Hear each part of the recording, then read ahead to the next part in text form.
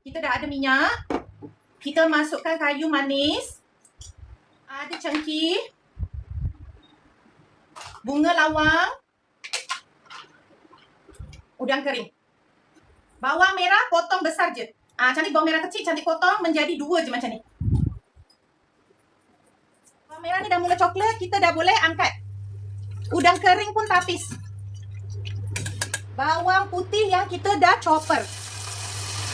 Lepas tu korang boleh masukkan cukup rasa, masuk garam, masuk gula.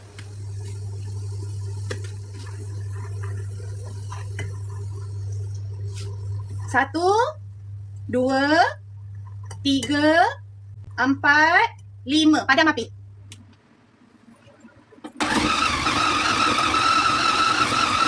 Tepung ubi kayu ya.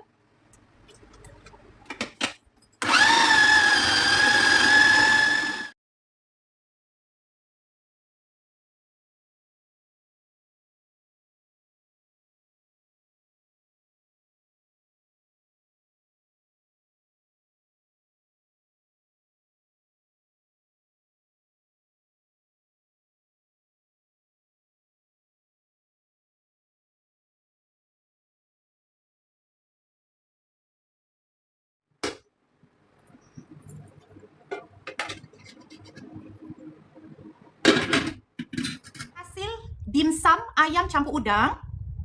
Lepas tu yang ini adalah hasil daripada chili oil. Chili oil yang Cantik buat, Cantik tak suka banyak minyak. Ya, tak boleh banyak minyak, boleh cepat sakit tekak. So bila macam ni memang kita akan makanlah isi dia. Bukan kita akan makan minyak tu sahaja, betul tak? Chili oil ni dia boleh tahan 1 ke 2 bulan. Kalau dah sejuk betul-betul masuk dalam balang. Pastikan balang tu balang kaca, dia boleh tahan 1 ke 2 bulan. Sekarang kita nak rasa makan dengan dimsum yang kita dah buat. Bismillahirrahmanirrahim.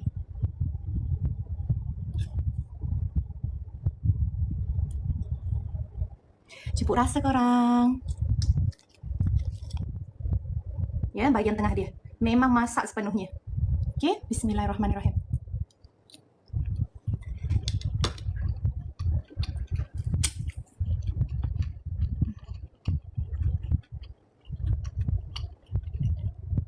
Lembut. Cukup rasa. Tak keras. Tak berminyak. Masin ada. Bawang putih terasa.